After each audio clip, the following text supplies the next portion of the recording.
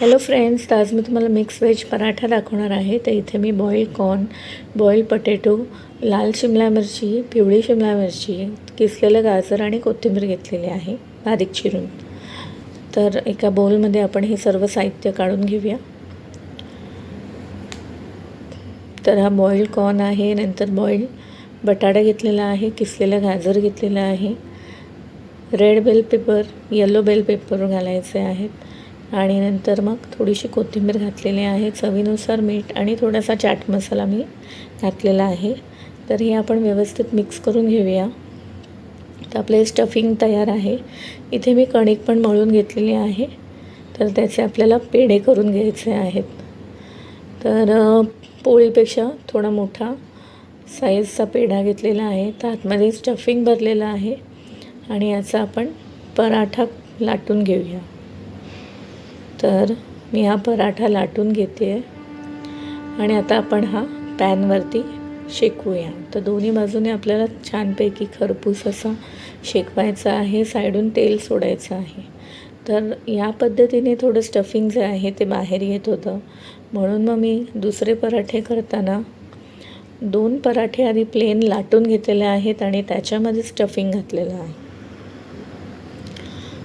तर हा पराठा आधी आपल्याला व्यवस्थित शेकवायचा आहे.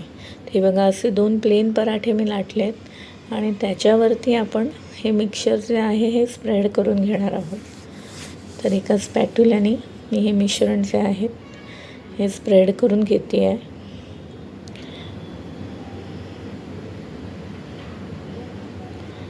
आणि मग याच्यावर आपल्याला एक दुसरा पराठा ठेवायचा आहे. तो असा प्रेस करायचा आहे थोडा, किंवा थोडंसं असं वरच्यावर लाटून घेऊ शकता तुम्ही.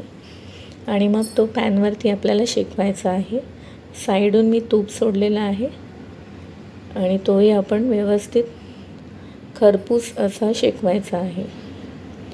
दोन्ही बाजू आपल्याला व्यवस्थित शेकवायच्या आहेत. अशा प्रकारे दुसरा पराठाही मी करून घेते.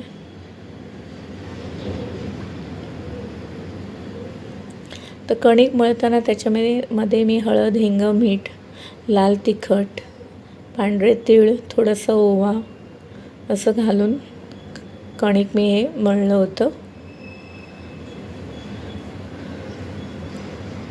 तर हे बघा, व्यवस्थित तूप लावून मी हा पराठा जो आहे हा शेकवत आहे. छान असं क्रिस्पी झालेला आहे वरून आणि आतमधून हा सॉफ्ट आहे. अशा प्रकारे आपला मिक्स व्हेज पराठा जो आहे हा रेडी झालेला आहे. तुम्हाला नक्की आवडला असेल तर प्लीज माझ्या चॅनलला सबस्क्राईब करा, लाईक करा, शेअर करा आणि तुम्हाला माझी रेसिपी कशी वाटली ते नक्की सांगा.